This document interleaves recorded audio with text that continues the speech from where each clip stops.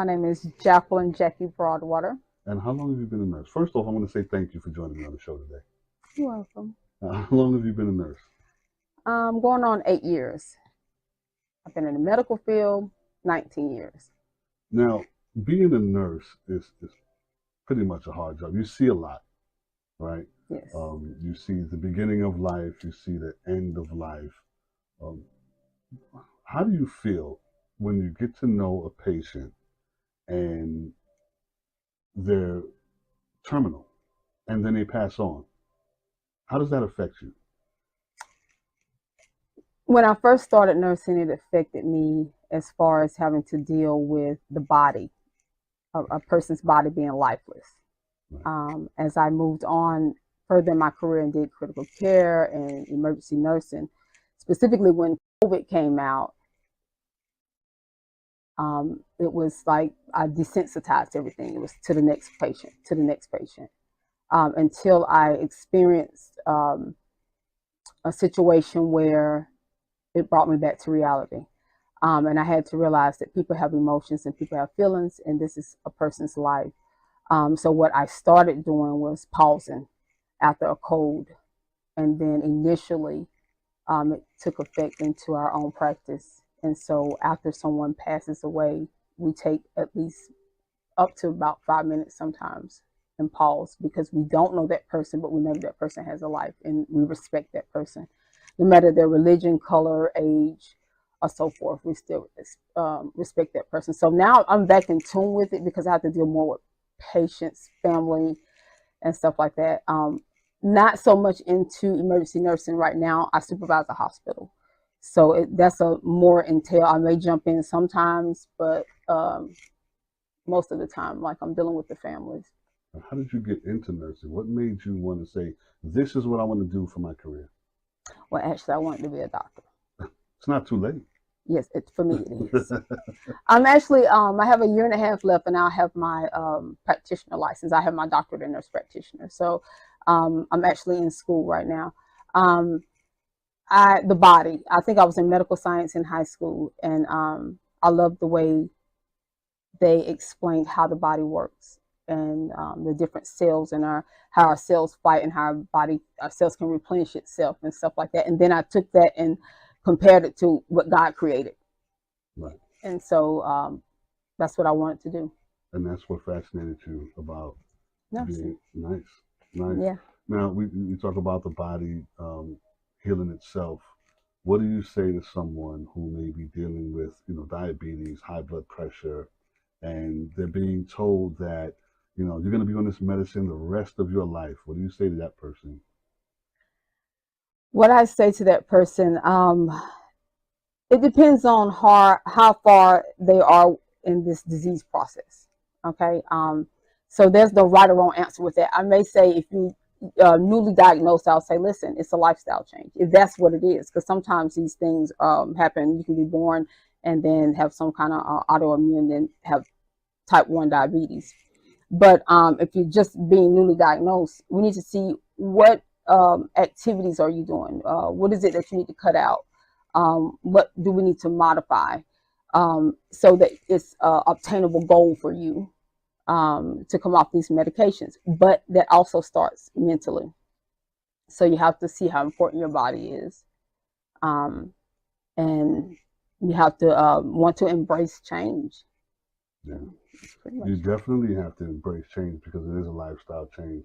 I always talk about my own situation with me having a heart attack a few years ago, and dealing with that. I had to make a huge lifestyle change, and for me, it worked. Now, when I tell my story, I don't want people to think, well, if he just quit his meds, I'll do it. No, I don't suggest anyone quit their medication. Right. Right. I don't suggest that. But but you do have to change your lifestyle. Where do you see yourself? I mean, one thing I want to tell you is I'm very proud of you because you are a successful African American woman, and you are doing your thing. And I'm doing it. You're doing it. You're doing it. You rolling big, ain't you? I'm doing it. I'm doing it, but I'm not satisfied yet. Right. Let me just put it that way. Now, when you say you're not satisfied, what do you mean? What's your ultimate goal? My ultimate goal, I want to start a women's group. I've done it on occasions, brought women together and put back into them. Um, and then I want to be able to be free as far as like with my own license.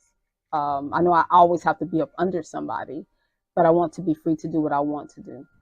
And I want to do public speaking. I do. Well, you're good at it.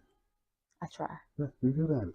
Now, when you say women's group, would that entail like a retreat, a women's retreat? Because I see that a lot now. Women going on retreats and. I do, but you have to have like a goal. Right. Like if I'm trying to change, I don't want to become a part of something just to come together. Like I need to know. I don't need to know what, as far as you confirming what I'm going through. Right. How do I get out of that thing? And if I tried it this way, do you have another way?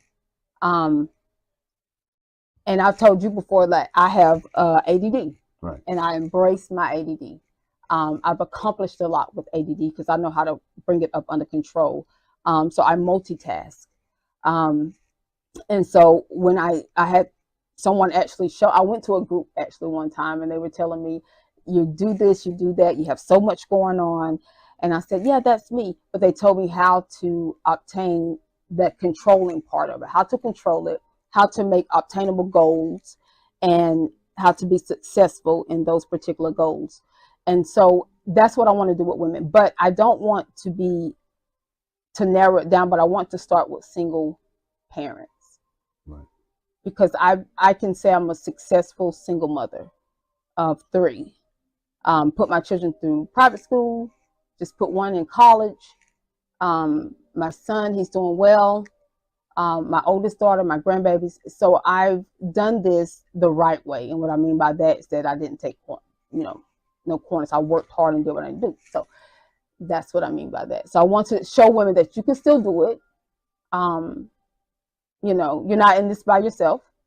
And we also have to do self-care. Yeah. That's a big one, self-care. Yeah. Now, on your road to where you are now, mm-hmm. were there a few bumps and bruises? Which I'm pretty sure. I mean, nothing worth having is going to come easy. What was the roughest part of your journey? I'm gonna really be honest with you. I think because I've had so many disappointments that I didn't have time to process it. Mm-hmm. To where if you ask me what was that roughest part, I'll tell you I don't know, because I kept going. Like I told you before, I had to confirm my father's death and pronounce him dead with the medical examiner on the phone a couple of years ago. I've lost cousins, lost friends, kids, in school. I'm working 6 days a week. I'm being told no over here, but I'll find another way over here. Me moving, taking my kids here. And then even it came one time before, like I was getting a wedding venue, and that didn't go right. So that could have been a bump, but it was like, no, I have to keep going. I have to get, because if I don't do it, who else is going to do it? So I can't really pinpoint it. I can just tell people how to come out of it. Right. Yeah. Well, you have an amazing story. Yeah. And, I was intrigued by your story. I still am. And, we're not going to talk about what I'm about to say now. We'll talk about that later. But you are dipping and dabbing in the managerial field when it comes to the entertainment world. And we'll talk about that some other time. But it was a pleasure having you on the show. Thank you so much for joining me, Nurse Jackie, right here on the Power Hour.